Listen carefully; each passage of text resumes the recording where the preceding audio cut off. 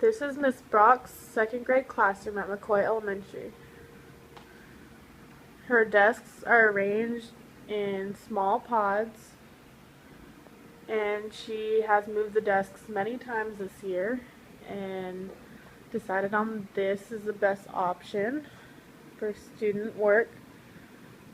Certain students are closer to the front of the board up here because of focus issues and some behavioral issues that they may have with being around other students. This is Miss Brock's desk. In the back here is where students sit during floor time with the easel and the rocking chair. Back here some lessons are done, but mostly it's for read alouds. The students' backpacks on their hooks in the back. They're by number. Each student has a certain number. These numbers are used for various things like lunch cards. Their hooks obviously, and they're on their name tags as well.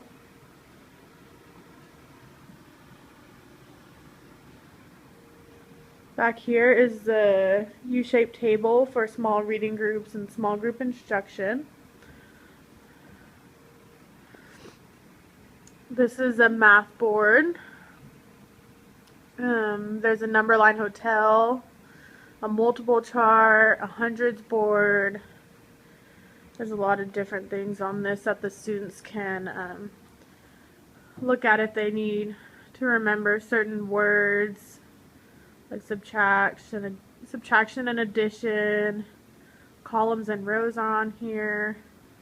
If they're looking at a number line, they can look at this to remember what number is a starting number, jump size, and landing number.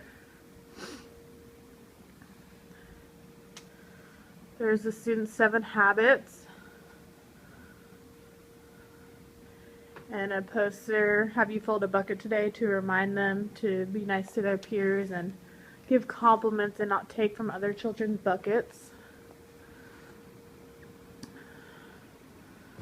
This is a board with a calendar, and what used to be up here was also weather, and they usually do this in the afternoon before they leave. There's high frequency words and amazing words, grammar. Over here's the daily 5 chart. She has started daily 5, but she hasn't quite started the daily 5 chart. She has not started the daily chart 5 yet because she's still trying to get all the pieces and to figure out how many each she wants the students to be able to use. But when she gets this working, when the students come in the morning, they will get to choose one, or they will get to choose 2, and then they will put it in their number. And so once listen to reading runs out, then students will have to find something else to pick. This is so too many students aren't at one thing for daily 5. This is the listening section. She has the stereo, and she has hooks on the wall for the headphones and for the books, and the students know how to take care of this area and how it should look and be set up. This shelf has all the word work and some math work also on that second shelf.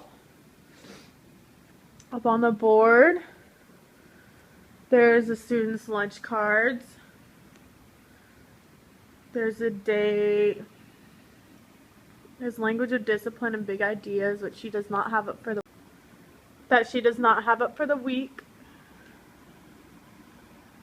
There's language to literacy, which the students fill out.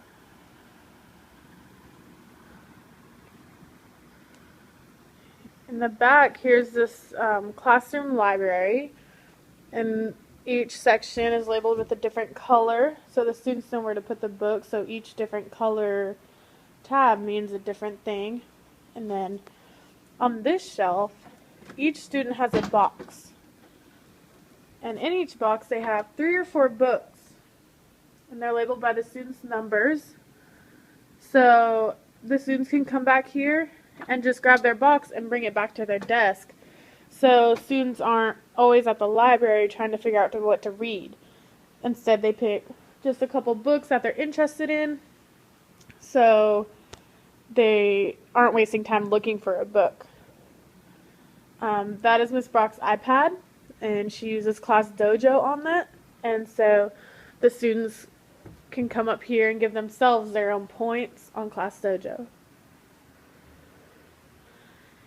And up here is Miss Brock's rules, the class that they made their own rules. We, the scholars of Miss Brock's room, promise to be respectful, be responsible, and ready to learn, which is pretty just simple guidelines for them to follow and to remember when she's asking about expectations.